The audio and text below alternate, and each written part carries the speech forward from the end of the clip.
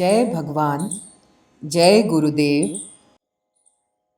श्री सद्गुरु परमात्मने नमः। सिद्ध सद्गुरु श्री रणछोड़ दास जी महाराज श्री गुरुदेव की सन्निधि में चतुर्थ भाग ईस्वी सन 1957 थी 1961 कुमारी कुमुदिनीबेन परमानंद पंजवाणी। भारत की संस्कृति और सामाजिक मूल्य। जीवंत जीवन ही सुखप्रद होता है। प्रश्न: आजकल विदेशी भाई बहनों की बहुत भर्ती हो जाती है हमारे यहाँ के विभिन्न आश्रमों में। वे लोग यहाँ श्रमदान करते हैं। भोजन में भी जो सादा मिलता है वही करते हैं। हमारे देश की गर्मी भी कितनी ज़्यादा होती है। श्री गुरुदेव का उत्तर: आपका मन ये कहता है ना कि पश्चिम के देशों में सर्व प्रकार के सुख साधनों की अत्यंत विपुलता है। यह सब आदि भौतिक पदार्थों की चकाचौंध मात्र है।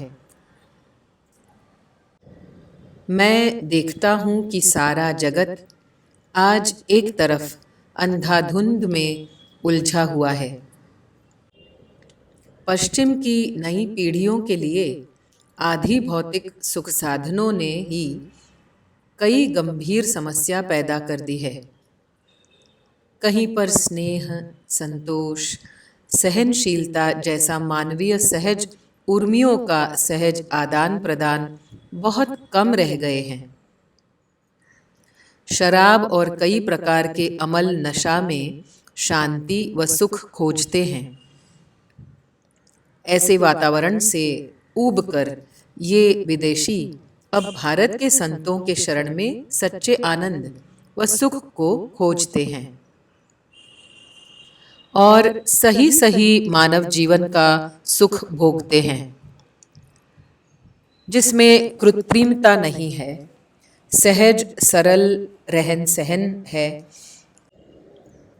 जैसे जीवंत धर्म ही लोगों में प्रभाव रखता है, वैसे ही जीवंत जीवन ही मन को ज़्यादा सुखप्रद होता है। पशुवत जीवन जीवन ही नहीं है। खाना पीना भोगना यह मानव जीवन नहीं है। इसके परे भी जो है उसके लिए जीने में ही आनंद है। और भी बात है जो हमको भी लागू होती है। आधि व्याधि उपाधि से तप्त जनों के शीतलता अभय चाहिए। संतों के सहज करुणापूर्ण व प्रेमपूर्ण जीवन व्यवहार तथा ज्ञानपूर्ण व्यक्तित्व जरूर ही ये दोनों बातें पूरी करते हैं। रामनगर है राम का, बसे गंगे के तीर। अयोध्या नगरी राम की, चौकी हनुमत बीर। मनुष्य अपना मनुष्यत्व का गर्व खो रहा है। आज डॉक्टरों और अस्पतालें बढ़ रही हैं।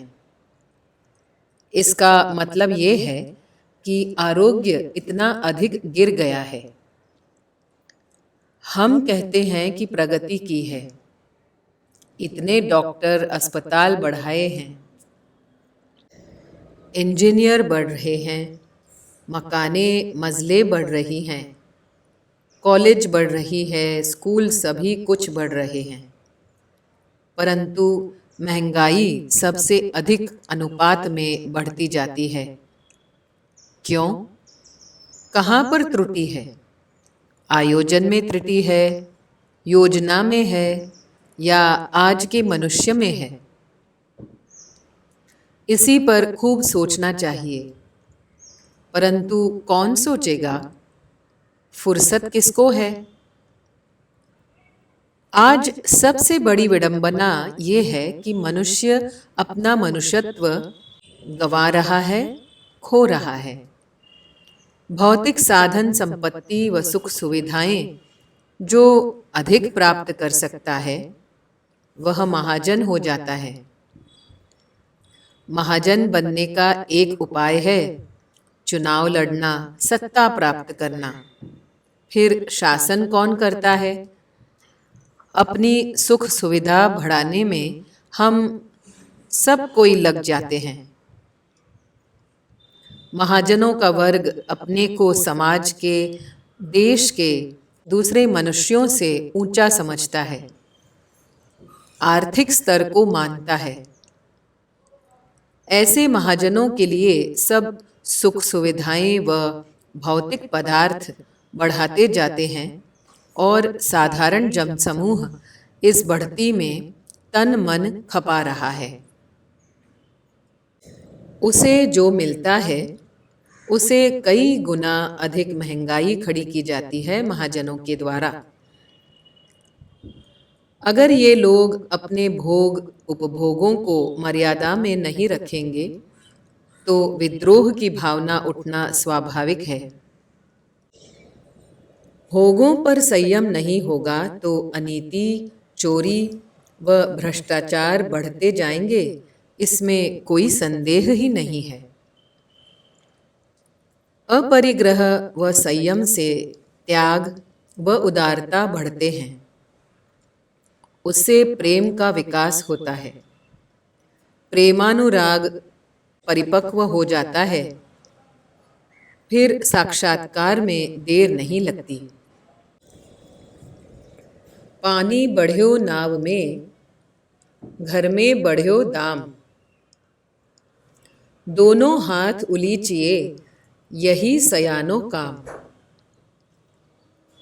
पानी के बिना नाव का होना निरर्थक हो जाता है, परंतु पानी नाव में भर जाता है तो नाव को डुबा देता है। जीवन नौका पार ले जाने को पानी तो चाहिए, किंतु हम भूल जाते हैं कि नौका के बाहर बहुत ज्यादा पानी है और नौका के भीतर अनिवार्य ही उतना ही रखना चाहिए पीने को, ताकि प्यासे न मर जाएं। अगर ज्यादा संग्रह रखा जाएगा तो नाव डूबेगी ही। इसलिए सयानो काम है उलीचना। घर में दाम का संग्रह हो तो उसे फौरन उलीचना शुरू कर दो।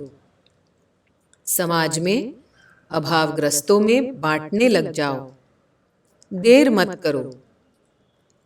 अत्यंत मूल्यवान वस्तुओं से यदि नाव को भरते ही जाओगे तो चौकस बात है कि उन वस्तुओं का वजन से ही नाव तुम्हें और वस्तुओं को लेकर डूब जाएगी। कहीं किसी के हृदय में खटकता नहीं है। आज विचार और भाव प्रवाह विपरीत दिशा में आगे बढ़ रहा है। भौतिकता का आग्रह और अनुराग बढ़ रहा है। संपत्ति बहुत चाहिए, समृद्धि बहुत चाहिए, भोग बहुत चाहिए। आज मानव ऐसी लिप्सा से संतप्त है। पश्चिम में भौतिक समृद्धि और भोगों की कितनी विपुलता है, परंतु फिर भी वहाँ के लोग सुख शांति के लिए हमारे संतों के पास आ रहे हैं। भौतिकवाद को लेकर मनुष्य मनुष्य का मूल्य मानवता को लेकर नहीं करता है, परंतु उपयोगिता के मापदंड से एक मनुष्य दूसरे मनुष्य को देखता है। फिर इसमें कर्तव्य, नीति, धर्म, प्रेम, करुणा, दया, वात्सल्य का रहना किस प्रकार संभव हो सकता है? दूसरे मनुष्य में अपना क्या स्वार्थ सिद्ध हो सकेगा? यह सोचकर ही दूसरे मनुष्य से बोलचाल की जाती है। इस प्रकार मनुष्य भौतिक सुख समृद्धि की लिप्सा से घिरा हुआ है और दिन प्रतिदिन स्वकेंद्रित अर्थात स्वार्थी होता जा रहा है। उसे न अपने माता पिता भाई बहन के सुख दुख की परवाह है, न अपने मानव समाज के सुख दुख की। वह अपने को इनसे बिल्कुल अलिप्त रखता है और चाहता है कि कोई निकट न आ जाए। तात्पर्य कि मेरे सुख समृद्धि में किसी का हिस्सा नहीं है और किसी का हिस्सा न हो जावे। इस प्रकार स्वार्थ भाव से वह प्रकृति और समाज से दूर दूर खड़ा हो गया है। स्वार्थ से अंधे होकर लोग अपनी संपत्ति समृद्धि बढ़ा रहे हैं। येन केन प्रकारेण मिलावट, भ्रष्टाचार, अनीति, अधर्म चाहे कैसे भी किए जाते हैं, कहीं किसी के हृदय में खटकता नहीं है। भोग लालसा को लेकर मनुष्य का हृदय स्थूल और स्वार्थी होता जा रहा है। बुद्धि स्थूल भोगमय होती जा रही है। विज्ञान ने प्रकृति का बहुत सारा रहस्य खोज लिया है और उन रहस्यों को सिद्ध करके बहुत सी सुविधाएं आज साधारण मनुष्य के लिए भी उपलब्ध और सुलभ करती हैं। अब तो अवकाश में भी मनुष्य की पहुंच हो चुकी है, परंतु इसका परिणाम क्या निकलेगा? परिणाम में अगर इसी तरह मनुष्य की बुद्धि स्वार्थी होती रही है तो निश्चित बात है कि प्रकृति के द्वारा ईश्वर संतुलन स्थापित करेंगे ही। प्रकृति को दूषित करता हुआ मनुष्य प्रकृति की अवहेलना कर रहा है, परंतु प्रकृति महाशक्ति है, ये भूलना नहीं चाहिए। मनुष्य को चाहिए कि वह प्रकृति की महाशक्ति को तथा महाप्रसाद की अवहेलना कभी न करें। प्रकृति के माध्यम से ईश्वर का जो प्रसाद प्राप्त होता है उसमें चराचर मात्र का हिस्सा होता है। इसलिए हमारे आर्ष दृष्टाओं ने तुलसी पूजा, पीपल पूजा, तीर्थ यात्रा, नदी स्नान, पर्वत पूजा आदि का आयोजन भारतीय संस्कृति में व्रत, त्योहार, उत्सव, पर्व, पूजा, पौराणिक कथाओं के माध्यम से निरूपण कर दिया है। यह ध्रुव है कि स्वार्थ भावना और स्वार्थी प्रवृत्ति दुनिया में ज्यादा काल तक चलेगी नहीं। मानवता विहीन मनुष्य के द्वारा ही शोषण, अमानवीयता, भ्रष्टाचार, अनीति, अधर्माचरण होता है। परंतु अब ऐसा समय आने वाला है कि ऐसा अधर्म करने वाले को समाज बर्दाश्त नहीं करेगा। मनुष्य को स्वार्थ से ऊपर उठना ही पड़ेगा। स्वकेंद्र की परिधि से बाहर निकलना ही पड़ेगा। समाज व प्रकृति के साथ संतुलन व लेना देना संभालना ही पड़ेगा। पड़ोस में 5 मनुष्य भूख से पीड़ित हो रहे हैं और अपने सजे हुए थाल का भोजन पावें, यह बात अब चलेगी नहीं। मनुष्य को फिर से प्रकृति के चराचर के साथ अपना संबंध जुड़ना पड़ेगा। सबके सुख दुख में हमदर्द होना पड़ेगा।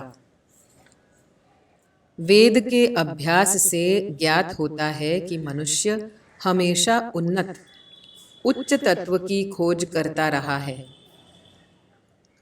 मनुष्य की भीतरी इच्छा यही रही है कि मानव जीवन उन्नत होवे और खूब समृद्ध होवे। तात्पर्य कि भौतिक विकास के लिए प्रकृति के असंख्य तत्वों का रहस्य जानकर उन्हें व्यावहारिक जीवन में सुलभ करता रहा है, और दूसरी तरफ सूक्ष्म स्तरीय आत्मिक उन्नति के लिए भी खोज करता हुआ वह आत्मा, परमात्मा, जीवन मृत्यु, कर्म अकर्म, धर्म अधर्म आदि के बारे में सोचता रहा है। ये है अध्यात्म विद्या। एक समय ऐसा था जब भौतिक स्थूल साधन सुविधाओं के सुख उपभोग के प्रति अत्यंत अरुचि रखता हुआ मनुष्य आत्मिक खोज व उन्नति के लिए विशेष आग्रही था। कुछ काल के बाद इस अकर्मण्यता का विरोध हुआ और भौतिक विज्ञान का प्रभाव बढ़ने लगा। अभी आत्मा, धर्म और ईश्वर आदि का विरोध होने लगा। विज्ञान का प्रचार प्रभाव बढ़ता गया। आखिर विज्ञान कितना भयंकर विनाश करता है, ये बात हिरोशिमा के नग्न रूप में खुली हो गई। इसके बाद विज्ञान के ऐसे विकास का विरोध होने लगा। 200-250 वर्ष पहले कच्छ, हालार, सोरठ में घूमते समय सिंह और सीदियों मनुष्यों की एक जाति का भय सतत बना रहता था।